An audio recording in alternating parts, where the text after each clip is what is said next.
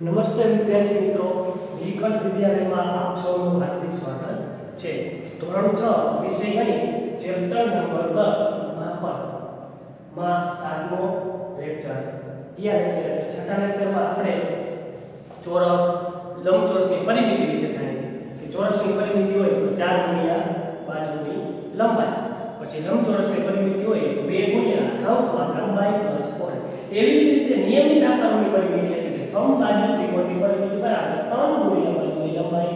પછી નિયમિત પંચકોણની પરિમિતિ તો 5 ગુણ્યા બાજુની લંબાઈ.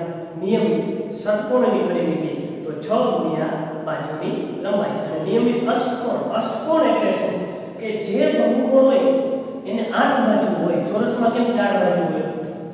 1 2 3 4. એમ અષ્ટકોણ એટલે 8 બાજુઓ હોય. તો અષ્ટકોણ એટલે 1 2 3 4 5 6 7 અને 8. આકૃતિને શું કહેવાય? અષ્ટકોણ.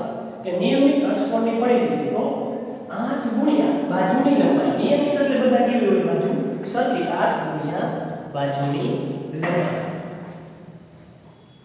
ત્યારબાદ હોમવર્કમાં આપ્યું હતું સ્વાધ્યાય 10.1 નો દાખલા 12 થી 15. 16મો દાખલો હતો, હોમવર્ક આપી દીધો હતો. દાખલા નંબર 17 કે 9 ટાઇલ્સ આપેલ છે. કેટલી ટાઇલ્સ આપેલ છે? 9 ટાઇલ્સની ગોઠવણી કરેલ છે. બે વ્યક્તિઓ છે. પહેલો વ્યક્તિ છે અવની, 9 ટાઇલ્સ ખરીદે છે અને જેની બાજુની લંબાઈ 1/2 છે. લંબાઈ કેટલી છે? 1/2 મીટર. દાખલા નંબર છે 17 સ્વાધ્યાય 10.1. 9 ટાઇલ્સ ખરીદે છે જેની લંબાઈ છે 1/2 મીટર. હવે એ ને ટુકડાને ચોરસ આકારે ગોઠવે છે. ચોરસ આકારે ગોઠવે છે તો એ આ રીતે ગોઠવે છે.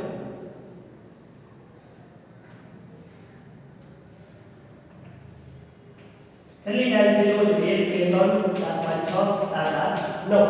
તો આ ટુકડાની પરિમિતિ શોધો. અવનીત જે ટાઇલ્સ ખરીદે છે એને ચોરસ આકારે ગોઠવે છે. તો જો કે એક ચોરસ હોય, એક ટાઇલ્સની ટાઇલ્સ ખરીદે છે એની દરેક બાજુની લંબાઈ એટલે આની લંબાઈ 1/2, આની 1/2, આની 1/2, આની 1/2. દરેક ટાઇલ્સની બાજુની લંબાઈ કેટલી છે?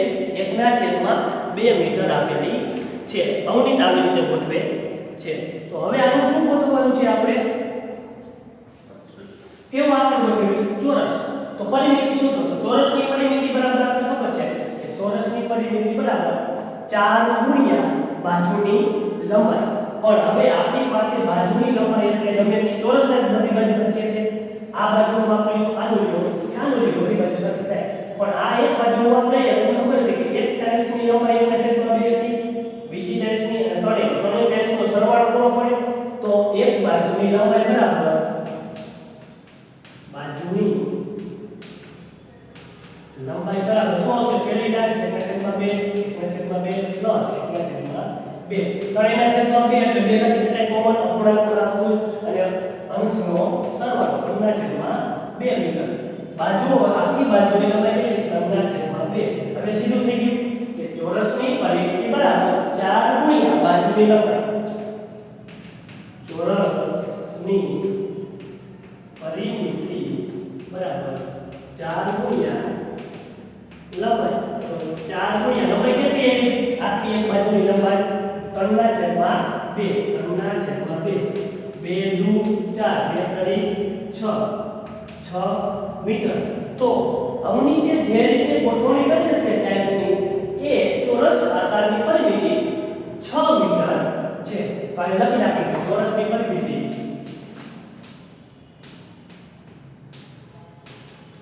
બરાબર 6. બરાબર થઈ ગયું. હવે બીજું હતું કે સરીનાએ ગોઠવણી ગમતી નથી. સરીનાને આ ગોઠવણી ગમતી નથી. સરીનાને જે આપણે અવનીત ગોઠવણી કરી હતી એવી રીતની ગોઠવણી એને ગમતી નથી. તો સરીનાએ કેવી રીતે ગોઠવણી કરી? તો સરીનાએ કરેલ ગોઠવણી, સરીનાએ એ 9 ટાઇલ્સની ગોઠવણી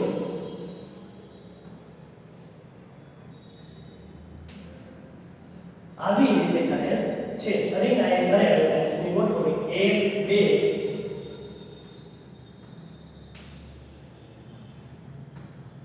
જોશો તો 1 2 3 4 5 6 7 1 2 3 4 5 6 7 8 અને 9 સરિતાએ આવી રીતે ગોઠવણી કરી છે.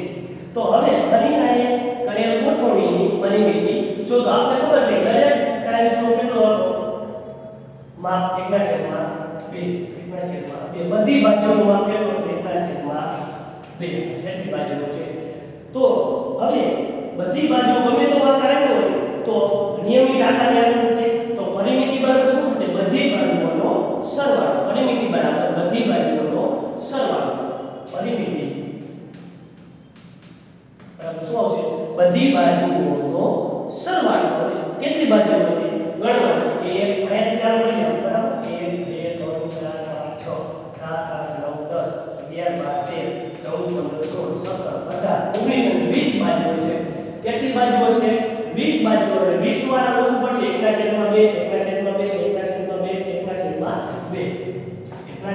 પહેલી બાજુ આવી બાજુ કેટલી છે 20 વાર છે પ્લસ 1/2 બીજી વાર ત્રીજી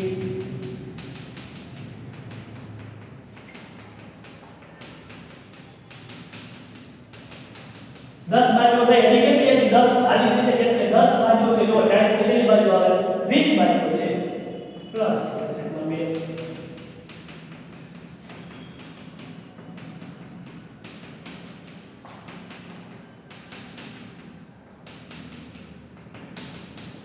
ઘણી બધી 20 થાય છે 1 2 3 4 5 6 7 8 9 10 11 12 13 14 15 16 17 18 19 20 બરાબર. બધાયના છેદમાં 2 છે. હવે ઉપર એક કેટલી વાર છે 20 વાર છે એટલે 1 ને 1 પ્લસ 1 પ્લસ 1 20 વાર કરો જવાબ આવશે 20. 2 અને 20 માં છેદ ઉડે 2 10 20 તો 10 મીટર.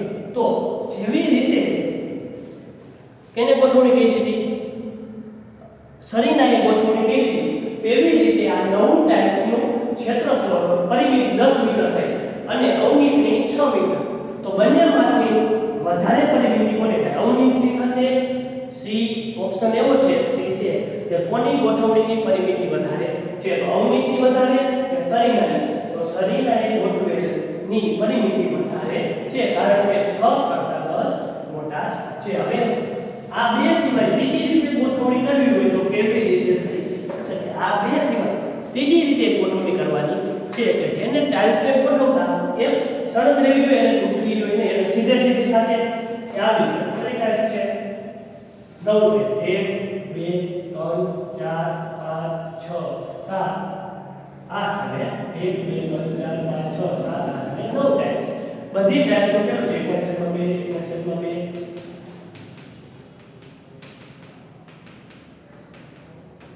અને આ બાજુનું પણ માપ કેટલું છે 1/2. હવે લંબચોરસ છે તો આ એનું શું થાય આ શું થાય લંબાઈ આ થશે પહોળાઈ. લંબાઈ જો બધાયનો સરવાળો કરવો પડશે કેટલી થાય 1 2 3 4 5 6 7 8 9.